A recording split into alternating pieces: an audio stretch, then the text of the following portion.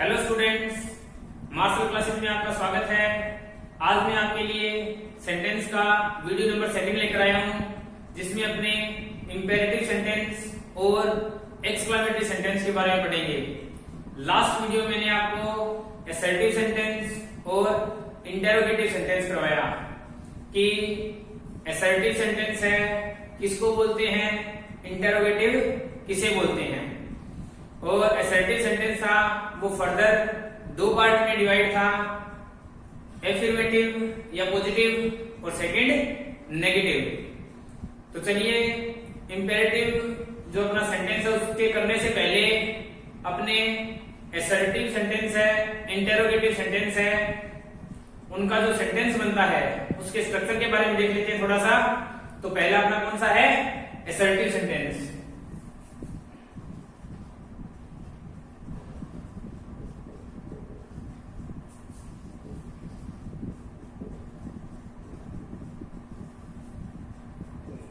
Assertive sentence है, इसका structure कैसे बनेगा, जिस तरह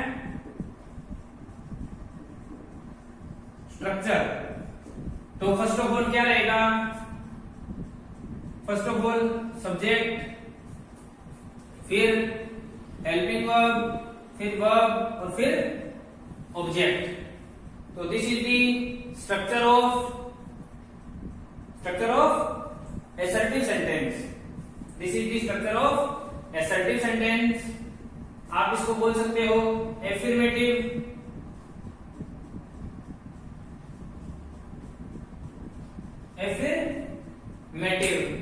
जिस तरह आपने इसी का मैं एग्जांपल लूं, शी इज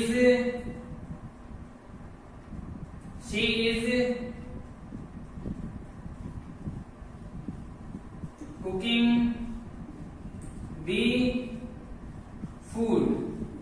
तो देखिए शी क्या है, सब्जेक्ट है, इज हेल्पिंग वर्ब है, कुकिंग क्या है, वर्ब है, और दी फूड क्या है, ऑब्जेक्ट है। तो this is the structure of assertive sentence.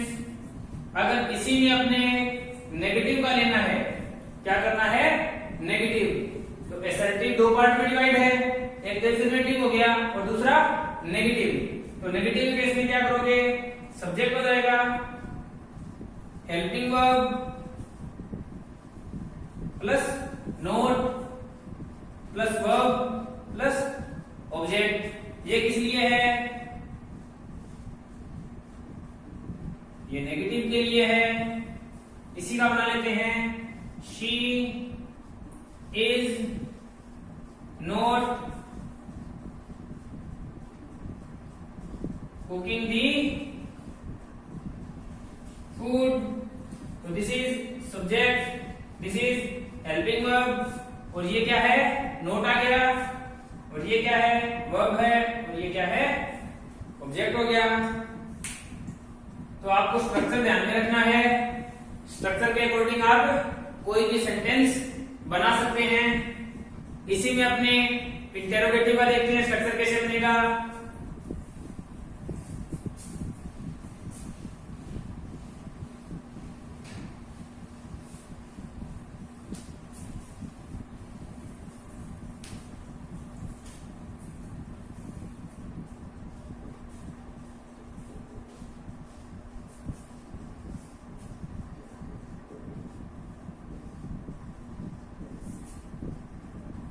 Interrogative sentence, तो इसका अपने को स्ट्रक्चर देखना है। तो इंटेरोगेटिव कैसे होता है, जिसमें हेल्पिंग वर्ब पहले ही होती है।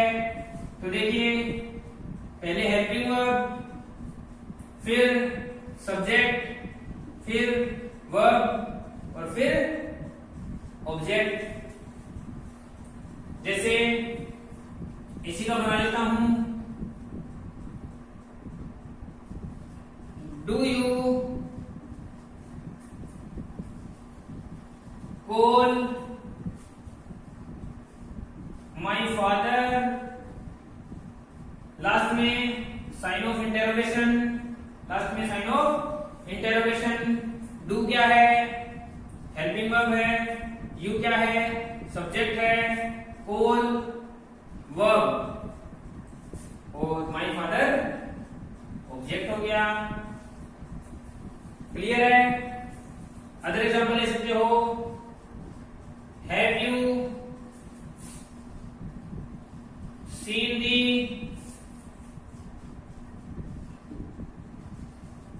ताजमहल? तो हैव क्या हुई?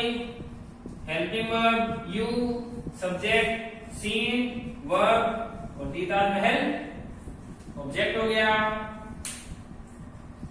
तो this is the structure of interrogative sentence. Clear? Now we will start about the imperative sentence.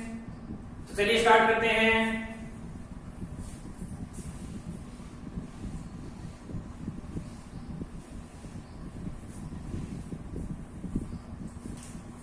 Imperative sentence.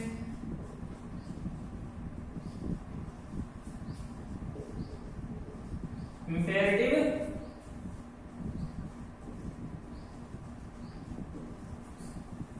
Sentence. Imperative sentence कौन से होते हैं? वो सेंटेंस होते हैं जो एक्सप्रेस करते हैं किसको? कमांड को, रिक्वेस्ट को, एडवाइस को। These are called imperative sentence। या शॉर्ट में आप इसका डेफिनेशन दे सकते हैं कि the sentence that starts from verb. जो सेंटेंस वर्ब से शुरू होते हैं उनको क्या बोलते हैं? इंपेरेटिव सेंटेंस बोलते हैं। चलिए लिखते हैं इसको।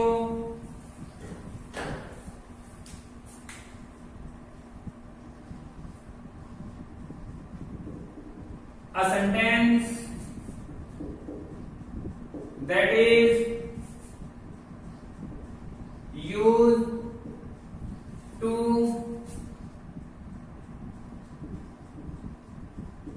express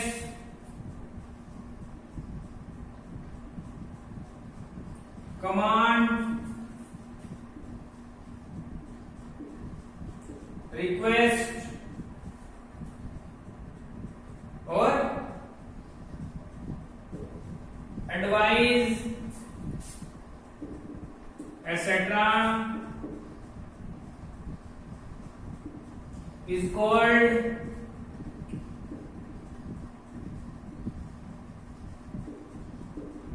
imperative sentence. वो सेंटेंस जो एक्सप्रेस करता है, क्या करता है? कमांड हो, रिक्वेस्ट हो, एडवाइस हो, उसको क्या बोलते हैं? Imperative sentence. या इसकी डायरेक्टली आप डेफिनेशन लिख सकते हो। A sentence that starts from verb। एक ऐसा सेंटेंस जो वर्ब से स्टार्ट होता है उसको क्या बोलते हैं? Imperative sentence. तो इसका स्ट्रक्चर क्या होगा? इसी में कर लेते हैं। Structure of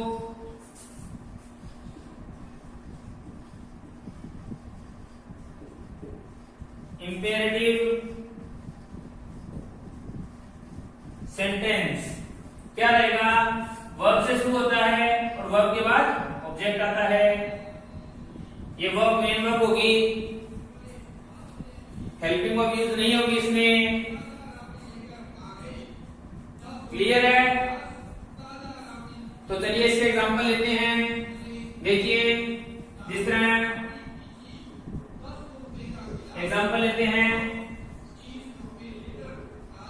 fire at the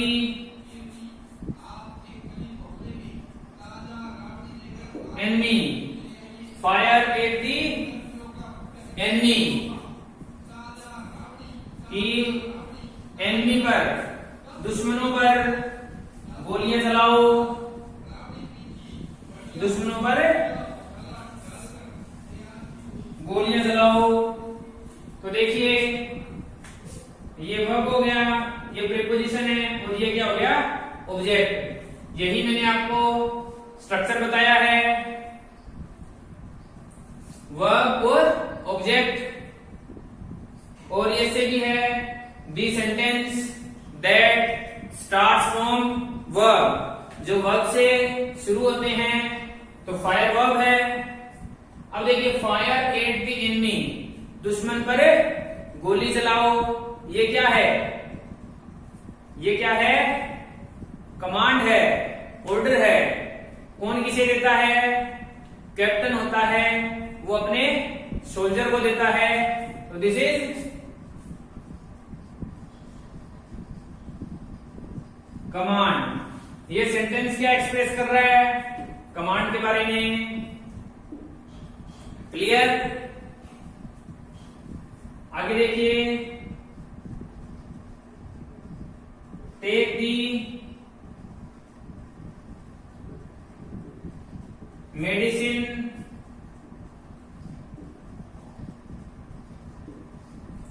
regularly, तो ये वर्ब है, और ये क्या है, ऑब्जेक्ट हो गया। ये वर्ब से स्टार्ट है। ये क्या है, टेक दी मेडिसिन रेगुलरली, ये क्या है, एडवाइस है, क्या है, एडवाइस है। क्लियर हो रहा है, वर्ब से शुरू हो रहे हैं, और ये सेंटेंस एक्सप्रेस क्या कर रहे हैं, एक कमांड पर शो कर रहा है। और ये क्या है, एडवाइस को। थर्ड सेंटेंस ले लेता हूं,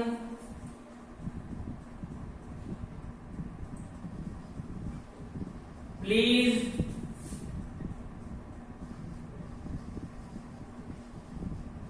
हेल्प मी, प्लीज हो, काइंडली हो, वो सेंटेंस कौन से होते हैं, रिक्वेस्ट वाले होते हैं। तो ये कौन सा है, ये क्या है, इसमें रिक्वेस्ट है, वर्ब से स्टार्ट है। तो these are called imperative sentence, these are called imperative sentence. Open the door हो गया, post this letter. Suppose other example ले लेते हैं, mean post this letter, post verb हो गई, ये ऑब्जेक्ट हो गया। पोस्ट दिस लेटर, ये क्या हो गया, ऑर्डर हो गया। सपोज प्रिंसिपल पीएन को बोलता है, प्रिंसिपल पीएन को बोलता है, तो प्रिंसिपल क्या करेगा, ऑर्डर देगा। ये उसका ऑर्डर होगा कि जाइए और इस लेटर को पोस्ट करो। तो ये क्या हो गया, ऑर्डर हो गया। तो these are the imperative sentence. अब इन्हीं इंपेरेटिव में ऐसे देखते हैं कि इंपेरेटिव में नेगेटिव सेंस कैसे देते हैं, नेगेटिव का सेंटेंस कैसे बनेगा।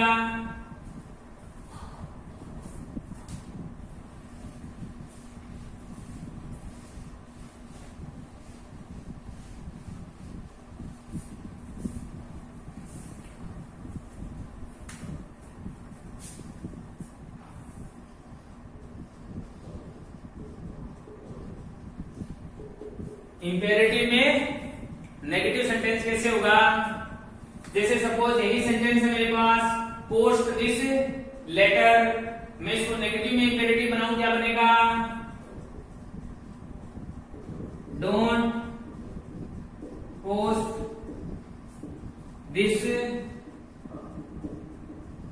लेटर, इस लेटर को पोस्ट मत करो।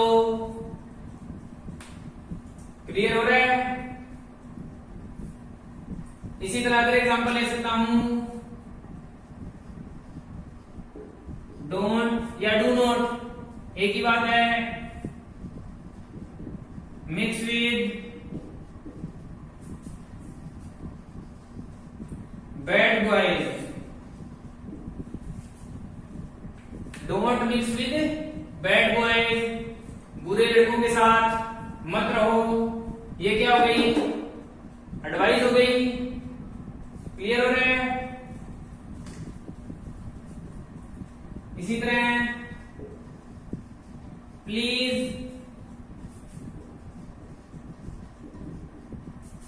डोंट कॉल मी, ये क्या हो गई? रिक्वेस्ट हो गई। ये क्या है? Mix with bad boys, advice हो गई। और ये क्या हो गया? ऑर्डर हो गया। तो ये पॉजिटिव सेंस और नेगेटिव सेंस में इंपेरेटिव सेंटेंस। चलिए आगे फर्दर करते हैं।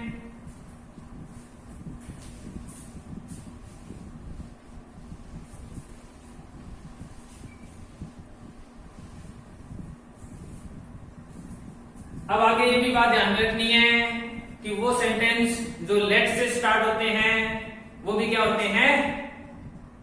इंपेरेटिव होते हैं। Means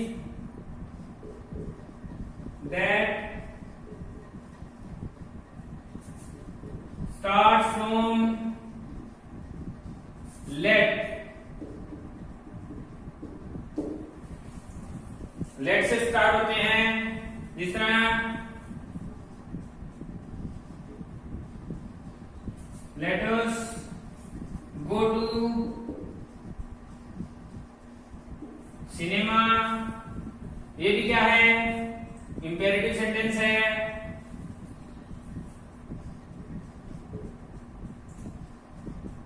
let me teach her, ये भी इंपेरेटिव सेंटेंस है। क्लियर हो रहा है?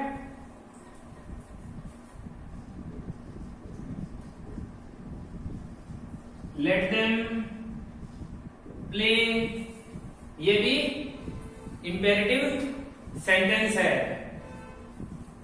इनमें आपको ये बात ध्यान में रखनी है कि लेट के बाद में जो भी प्रोनाउन आता है, लेट के बाद में जो भी प्रोनाउन आता है वो कौन सा होगा? ऑब्जेक्टिव केस होगा। कौन सा होगा? ऑब्जेक्टिव केस होगा। जितना लेट अस, अस ऑब्जेक्टिव है ना वी का, we our us. Let me, आई माई मी, ये भी ऑब्जेक्टिव केस है। ये दे देयर देम, ये भी ऑब्जेक्टिव केस है। तो ये भी बात ध्यान में रखनी है कि लेट के बाद में ऑब्जेक्टिव केस आता है। क्लियर है? तो these are the imperative sentence complete. और आगे है अपने पास एक्सक्लेमेटरी सेंटेंस।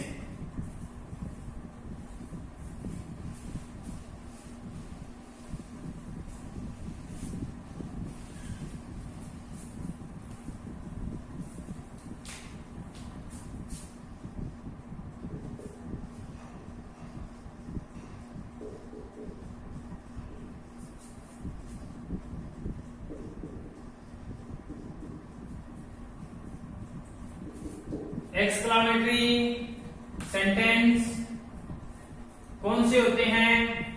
जिसमें लास्ट में साइन ऑफ एक्सक्लेमेशन यूज होता है।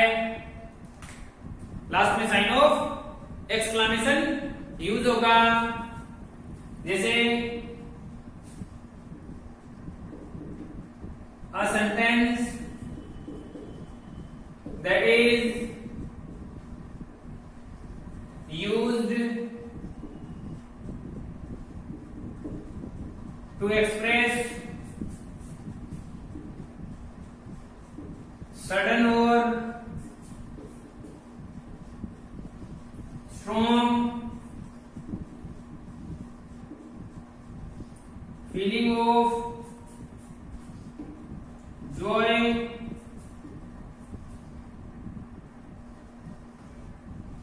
sadness, appreciation,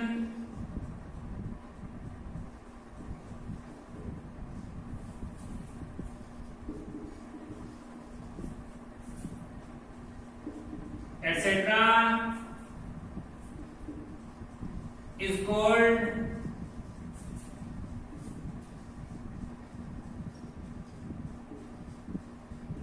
exclamatory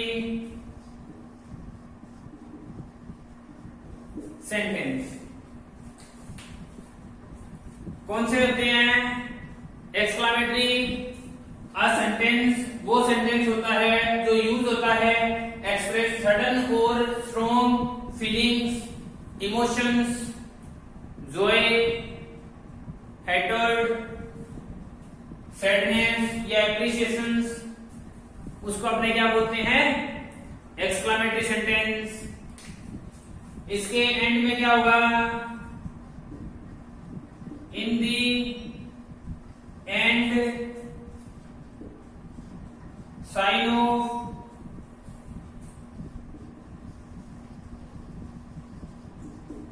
exclamation will be used। इसके लास्ट में साइन ऑफ एक्सक्लामेशन यूज होगा। जैसे मीन्स ये जो सेंटेंस स्टार्ट होंगे वो व्हाट से और हाउ से, व्हाट से और हाउ से। जैसे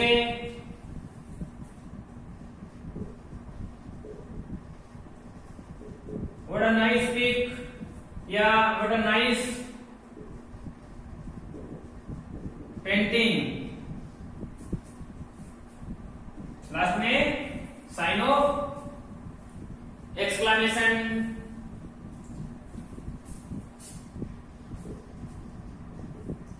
What a fine stroke, what a fine stroke। Last में साइन ऑफ एक्सक्लामेशन। अपने क्रिकेट मैच देखते हैं उसमें बोलते हैं ना what a fine stroke।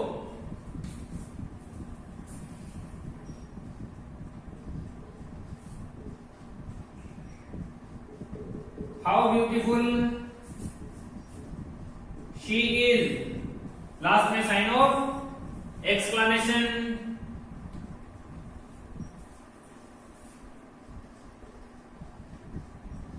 What a lovely child, what a lovely child. Last में साइन ऑफ एक्सक्लामेशन। तो these are the sentences that start from what and how and in the end sign of exclamation will be used। so these are the exclamatory sentences। इनके अलावा भी sentence है जिस तरह अपने word use करते हैं, जैसे जिनमें इंटरजेक्शन आ जाती है। जैसे हुर्रा, हुर्रा जो वर्ड है वो किस लिए है? खुशी के लिए, जोए के लिए। Hurrah we have won the match। alas, oh, these are the interjections। Clear है? तो चलिए आगे देखते हैं।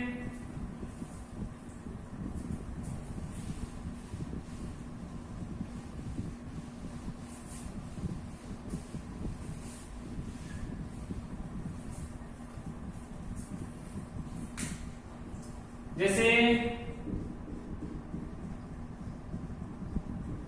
हुर्रा किसलिए है? जोए के लिए। Hurrah sign of exclamation.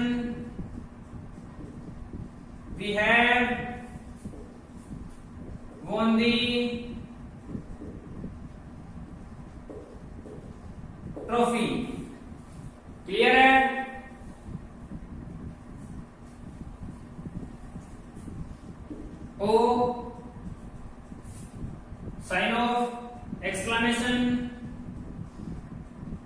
My dog is